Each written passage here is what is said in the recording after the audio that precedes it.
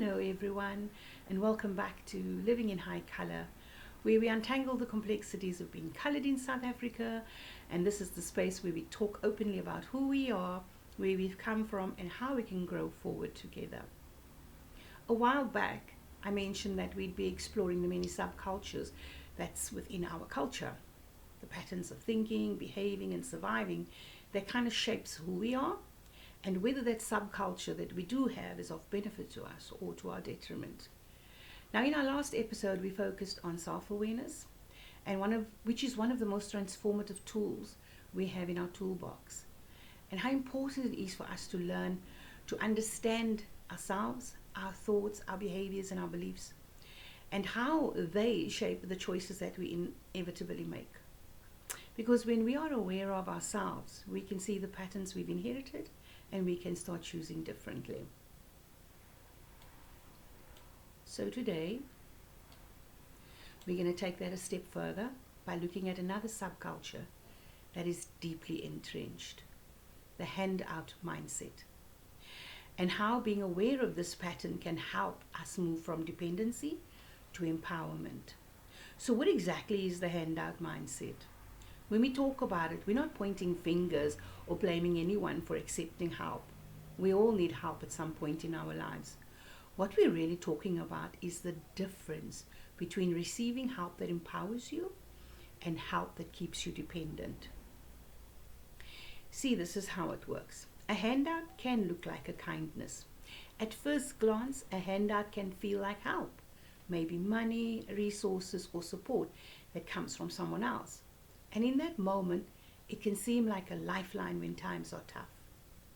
But if it doesn't build you up, teach you skills, or strengthen your independence, then it can quietly trap you instead of setting you free.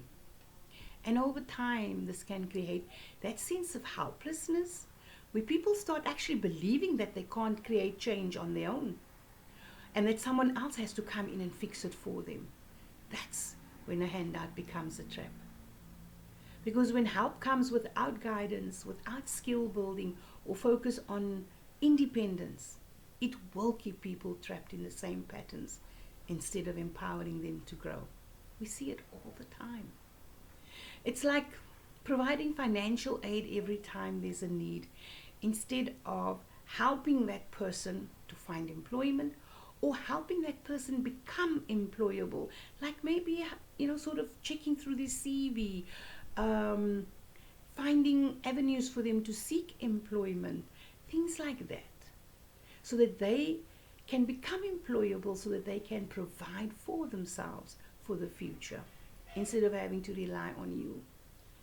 Yes, with the handout, your immediate need is met. Thank you, Lord, for that. But in the long term, if it persists, then you never develop skills. You never develop the confidence or the agency to sustain yourself. A constant handout can reinforce dependency. We have seen it often enough. We just have to look around us. It keeps people in survival mode instead of teaching resilience and problem solving.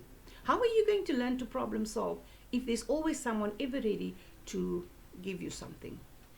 You don't have to work for it, sacrifice for it, do anything. It's just there. And you know what? Inevitably, it undermines your self-worth. Because instead of thinking, you know what, I can create change in my life, the internal message becomes, I need someone else to fix my problems. And this has been passed down through generations. We see it again. Empowerment, on the other hand, comes from building skills, making choices, and taking responsibility. It doesn't come from waiting on someone else to make the changes happen in your life. It comes from you becoming the change. It's about creating opportunities from your own effort and understanding your own value. That's why awareness, the knowing how handouts can sometimes trap us, is the first step to breaking the cycle, moving toward real growth and independence. And this is where the power of self-awareness comes back into play. You see, self-awareness and empowerment, they go hand in hand. Without self-awareness, we would not be able to recognize how dependency has crept into our thinking. Self-awareness helps us to stop and ask ourselves pivotal questions like, where did this belief come from? Why do I feel like I can't do it alone? Who told me I have to wait for someone else to do things for me? Why can't I do it? When you become aware of these inner voices, you can start to challenge them. You can rewrite your script. You can start by saying, whoa, hold on a second. I can learn what's wrong with that. I'm not stupid. I can learn. I can grow. And if I don't know, I will ask. But I've got this. Let me try. And that's where the real transformation begins, inside your own mind. By paying attention to our thoughts, our behaviors, and our patterns, we start to see where we are stuck. And more importantly, we realize that we do have the power to change. With awareness, what do? We can recognize patterns. We can recognize when we're constantly waiting for someone else to solve our problems, or when we're relying too heavily on others. We can identify limiting beliefs, thinking we're not capable of doing more. We can take responsibility by moving away from blaming others for our circumstances and rather look toward building our own paths. And we can feel empowered to make decisions and take meaningful action in our own lives. When we develop self-awareness, we're no longer trapped in cycles of dependency. We start creating real momentum in our lives, and that's exactly what we need. Not be stuck anymore. Now let's talk about what growth actually would look like. Firstly, growth isn't abstract. It's practical, it's something you do physically, and it is tangible. You can see it. Growth isn't about perfection, it's about progression. And it's about taking small, consistent steps that move you forward. So, here are 3 ways to start and keep a journal. Do please keep a journal to track your progress. You're going to need a journal. You've heard me talking about journaling often enough. Really, take out that journal. Start one. First, set realistic goals. Start with something simple, something that's achievable. Maybe it's finishing a short online course that will give you a better opportunity for promotion at your current employment, or maybe learn a new skill that you can actually use as a side hustle. Or follow through on something you've been avoiding for a long time. Complete that task. And you know what? Every time you accomplish a small goal, you build confidence and momentum for the next one. So write it down in your journal. Number 2, build confidence in your abilities. So often we underestimate what we're capable of. We remind ourselves of the things that we have already overcome. We need to do that. We need to remind ourselves of the challenges that we've survived. And we need to remind ourselves of the skills we've learned through life. Because by golly, you have learned. You've learned many skills. Start writing them down. And then what have we learned? The strength, where our strength comes from, that has carried us this far. So try new things. Even if you don't get them right the first time. It's not the end of the world, because every attempt teaches you something valuable. And thirdly, develop healthier boundaries. We've spoken about boundaries a couple of episodes ago. Sometimes empowerment means learning to say no.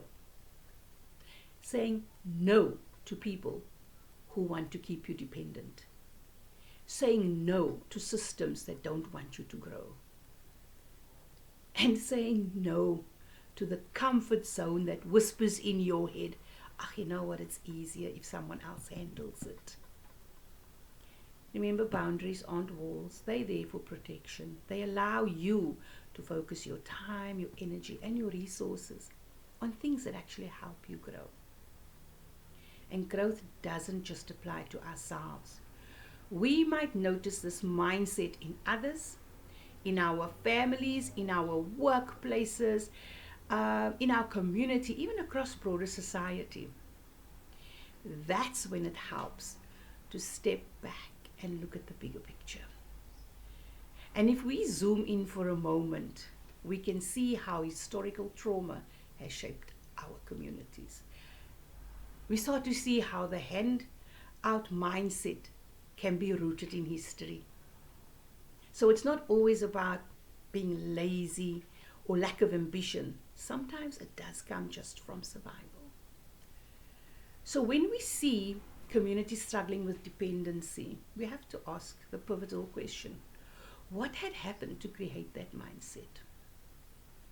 And if we think about the legacy of slavery and apartheid, and we see how systems were deliberately designed to strip people of their independence, their resources, and their dignity, even their brain power, and generations later, that loss of agency still echoes emotionally, mentally, and economically. But you know what? We don't have to remain stuck there. Really not. Once you recognize where you're stuck, it's up to you now. You're going to get yourself unstuck. You're going to get yourself unstuck, and then you're going to get your family unstuck. So where do we start to heal and reclaim power in ourselves, in our families, and in our communities? And at Sambal, you start exactly right where you are with you. Healing isn't just remembering the past and fueling old hatreds. It's about rebuilding what was lost, whether it was dignity, identity, self-worth, and opportunity. Okay, so we're not ignoring history. What we're saying, we see it, we understand it, but now we want to rebuild. And we want to rebuild with awareness, with some pride, with some dignity, and with purpose. Question is, how do we do that? Let's just focus for a second on community-based healing. We start by creating a trauma-informed approach that centers around safety and empowerment. So we acknowledge the impact of trauma and we respond in ways that avoid causing further trauma. In today's life, realistically speaking, our households within the communities are still being exposed to trauma on a daily basis. I'm just going to leave that there for now.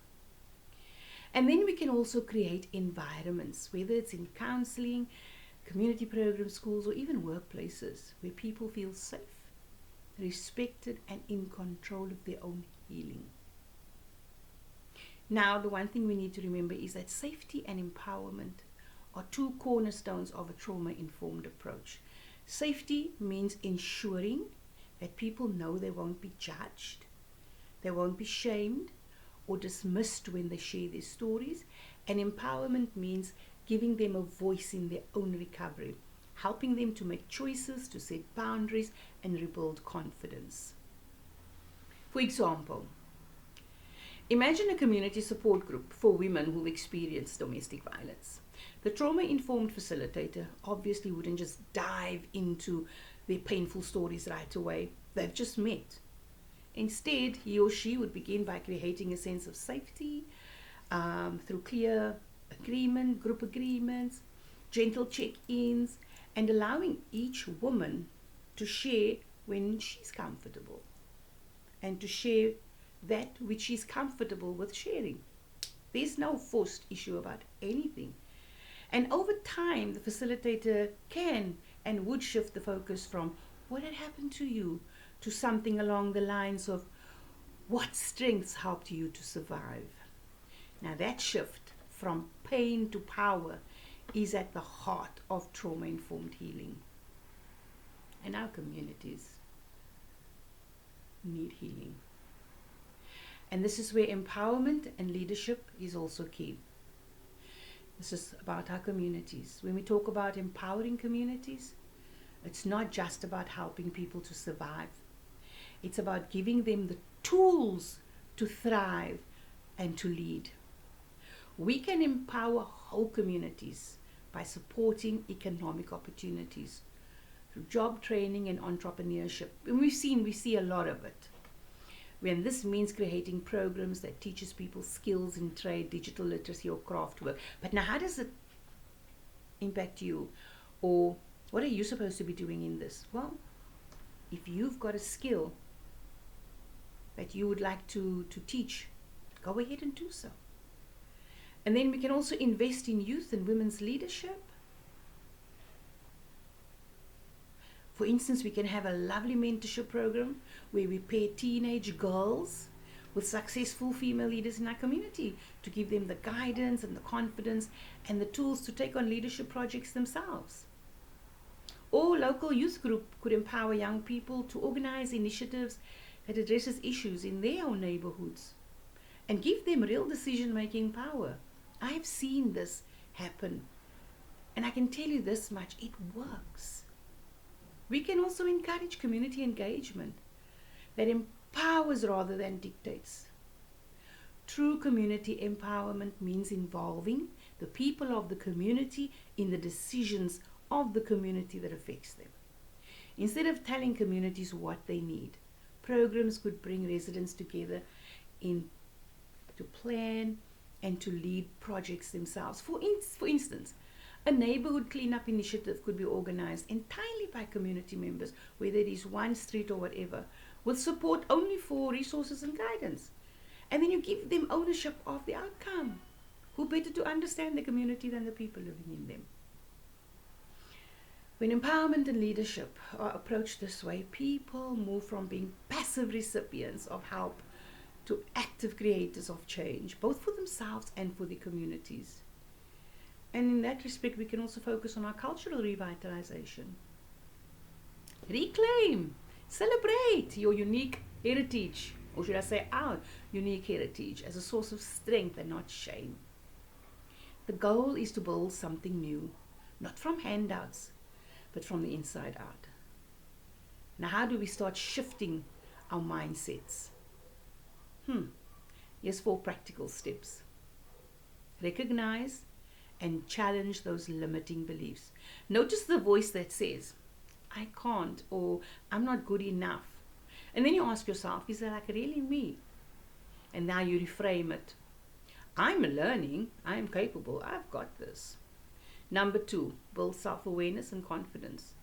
Spend time reflecting on and journaling. Journaling pops up every so often, right? Celebrate those small wins. Be kind to yourself. Healing isn't one-dimensional. Thirdly, develop a growth mindset.